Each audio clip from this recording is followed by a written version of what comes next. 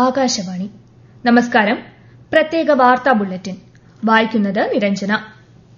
ആഗോള വെല്ലുവിളികൾ നേരിടാൻ ഇന്ത്യയും ദക്ഷിണ കൊറിയയും തമ്മിലുള്ള സഹകരണം കൂടുതൽ ശക്തമാക്കണമെന്ന് വിദേശകാര്യമന്ത്രി എസ് ജയശങ്കർ. സിയോളിൽ ദക്ഷിണ കൊറിയൻ വിദേശകാര്യമന്ത്രിയുമായി നടത്തിയ കൂടിക്കാഴ്ചയിലാണ് അദ്ദേഹം ഇക്കാര്യം വ്യക്തമാക്കിയത്.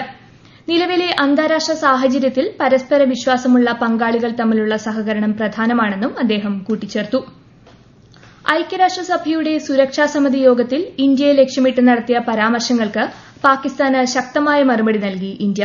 യുഎൻ വേദിയെ ഇസ്ലാമാബാദ് രാഷ്ട്രീയവൽക്കരിക്കുകയാണെന്നും സഹ അധ്യക്ഷ സ്ഥാനം പാകിസ്ഥാൻ ദുരുപയോഗം ചെയ്തതായും ഐക്യരാഷ്ട്രസഭയുടെ ഇന്ത്യയുടെ സ്ഥിരം പ്രതിനിധി പി ഹരീഷ് ചൂണ്ടിക്കാട്ടി. 2 വർഷത്തിനുള്ളിൽ 1000 വാണിജ്യ കപ്പലുകൾ കൈകാര്യം ചെയ്യുന്ന ലോകത്തിലെ ഏറ്റവും വേഗത്തിൽ വളരുന്ന തുറമുഖമെന്ന നേട്ടം കൈവരിച്ച് വിഴിഞ്ഞം അന്താരാഷ്ട്ര തുറമുഖം. മദർഷിപ്പ് MSC ലൂസിയാന ഇന്ന് വൈകിട്ട് തുറമുഖത്ത് എത്തിയതോടെയാണ് വിഴിഞ്ഞം ഈ നേട്ടം കൈവരിച്ചത്. ആദ്യ വാണിജ്യ കപ്പലായ സാൻ ഫെർണാണ്ടോ 2024 ജൂലൈ 11-നാണ് വിഴിഞ്ഞത്തെത്തിയത്. 2024 ഡിസംബർ 3-നാണ് തുറമുഖത്ത് പൂർണ്ണതോതിൽ വാണിജ്യ പ്രവർത്തനങ്ങൾ ആരംഭിച്ചത്. ദേശീയപാതകളിലെ അനധികൃത പാർക്കിംഗും കയ്യേറ്റങ്ങളും ഒഴിവാക്കാനുള്ള നടപടികൾ ശക്തമാക്കി national highway authority of India. സുപ്രീംകോടതിയുടെ നിർദ്ദേശപ്രകാരമാണ് നടപടി. ഇതിന്റെ ഭാഗമായി രാജ്യത്തുടനീളം 595 അനധികൃത പാർക്കിംഗ് കേന്ദ്രങ്ങൾ കണ്ടെത്തിയിട്ടുണ്ട്. ഇവ നീക്കം ചെയ്യാൻ സംസ്ഥാന സർക്കാരുകളുമായും എൻഫോഴ്സ്മെന്റ് ഏജൻസികളുമായും ചേർന്ന് പ്രവർത്തിക്കുമെന്ന് അതോറിറ്റി വ്യക്തമാക്കി. വികസനാത്മകമായ ബജറ്റാണ് സംസ്ഥാന സർക്കാർ അവതരിപ്പിച്ചതെന്ന് മുഖ്യമന്ത്രി വി.ഡി. സതീശൻ.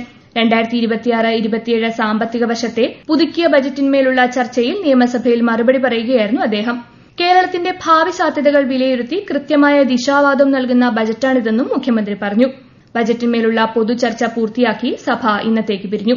ഈ മാസം 29-ന് സഭ വീണ്ടും ചേരും.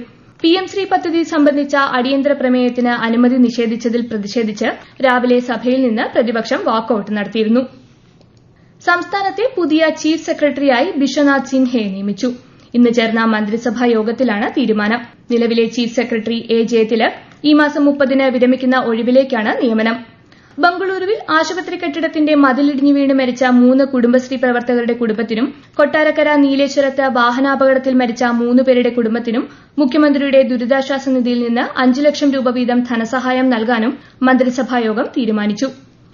ഖത്തറിലെ റാസ് ലഫാൻ വ്യവസായ കേന്ദ്രത്തിലുണ്ടായ അപകടത്തിൽ മരിച്ച കോഴിക്കോട് സ്വദേശി അർജുന്റെ മൃതദേഹം നാട്ടിലെത്തിക്കാൻ അടിയന്തര നടപടി സ്വീകരിക്കണമെന്നാവശ്യപ്പെട്ട് മുഖ്യമന്ത്രി വി.ഡി. സതീശന് കത്ത് നൽകി പ്രതിപക്ഷ നേതാവ് പിണറായി വിജയൻ. വിഷയത്തിൽ ഖത്തറിലെ ഇന്ത്യൻ എംബസി അധികൃതരുമായി ബന്ധപ്പെട്ട് നടപടി സ്വീകരിക്കണമെന്നും പ്രതിപക്ഷ നേതാവ് അഭ്യർത്ഥിച്ചു. UAE പ്രസിഡന്റ് മുഹമ്മദ് ബിൻ സായും US സ്റ്റേറ്റ് സെക്രട്ടറി മാർക്കോ റൂബിയോയും അബുദാബിയിൽ കൂടിക്കാഴ്ച നടത്തി. സമീപകാല US-ഇറാൻ നയതന്ത്ര നടപടികൾ, ഹോർമൂസ് കടലിടുക്കിലെ സമുദ്ര സുരക്ഷ, പ്രാദേശിക സ്ഥിരത എന്നിവ സംബന്ധിച്ച് കൂടിക്കാഴ്ചയിൽ ചർച്ച നടന്നു. കുവൈറ്റ്, ബഹ്റൈൻ ഉൾപ്പെടെയുള്ള ഗൾഫ് മേഖലയിലെ റൂബിയോയുടെ 3 ദിവസത്തെ പര്യടനത്തിന്റെ ഭാഗമായാണ് സന്ദർശനം. ഫിഫ ലോകകപ്പ് ഫുട്ബോളിൽ ഇന്ന് രാത്രി 12:30-ന് ഗ്രൂപ്പ് ബിയിൽ കാനഡ സ്വിറ്റ്സർലൻഡിനെയും ഖത്തർ ബോസ്നിയയെയും നേരിടും. ഗ്രൂപ്പ് സിയിൽ നാളെ പുലർച്ചെ 3:30-ന് ബ്രസീൽ സ്കോട്ട്ലൻഡിനെതിരെ കളത്തിലിറങ്ങും. കോങ്കോയെ ഏകപക്ഷീയമായ 1 ഗോളിന് തകർത്ത് കൊളംബിയ നോക്കൌട്ടിൽ പ്രവേശിച്ചു. മറ്റൊരു മത്സരത്തിൽ ഉസ്ബെക്കിസ്ഥാനെ എതിരില്ലാത്ത 5 ഗോളിന് തകർത്ത് പോർച്ചുഗൽ ലോകകപ്പിലെ ആദ്യ ജയം സ്വന്തമാക്കി. US ഓപ്പൺ ബാഡ്മിന്റണിൽ ഇന്ത്യൻ താരങ്ങൾക്ക് മുന്നേറ്റം. വനിതാ ഡബിൾസിൽ ഇന്ത്യയുടെ ട്രീസ ജോളി ഗായത്രി ഗോപിചന്ദ് സഖ്യം സ്പാനിഷ് ജോഡിയെ തകർത്ത് 2ാം റൌണ്ടിൽ കടന്നു. പുരുഷ സിംഗിൾസിൽ ഇന്ത്യയുടെ Raunak Chauhan France, Chinese Taipei താരങ്ങളെ പരാജയപ്പെടുത്തി. ഇന്ത്യൻ താരം ശങ്കർ മുത്തുസ്വാമിയാണ് അടുത്ത റൌണ്ടിൽ റൌണക്കിന്റെ എതിരാളി. ഓപ്പറേഷൻ തൂഫാൻ വ്യാപിപ്പിക്കുന്നതിന്റെ ഭാഗമായി കർണാടക, തമിഴ്നാട്, പുതുച്ചേരി മുഖ്യമന്ത്രിമാർക്ക് കത്തയച്ച് മുഖ്യമന്ത്രി വി.ഡി. സതീശൻ. മയക്കുമരുന്ന് കടത്ത് ശൃംഖലകൾ വിവിധ സംസ്ഥാനങ്ങളിലായി വ്യാപിച്ച് പ്രവർത്തിക്കുന്ന സാഹചര്യത്തിലാണ് ഏകോപിത നടപടികൾക്കായി നീക്കം. സിം കാർഡുകൾ ദുരുപയോഗം ചെയ്യുന്നതിനെതിരെയുള്ള നടപടികൾ സംബന്ധിച്ച് കേന്ദ്ര സഹമന്ത്രി ഡോക്ടർ ചന്ദ്രശേഖർ പെമ്മസാനി അവലോകന യോഗം ചേർന്നു.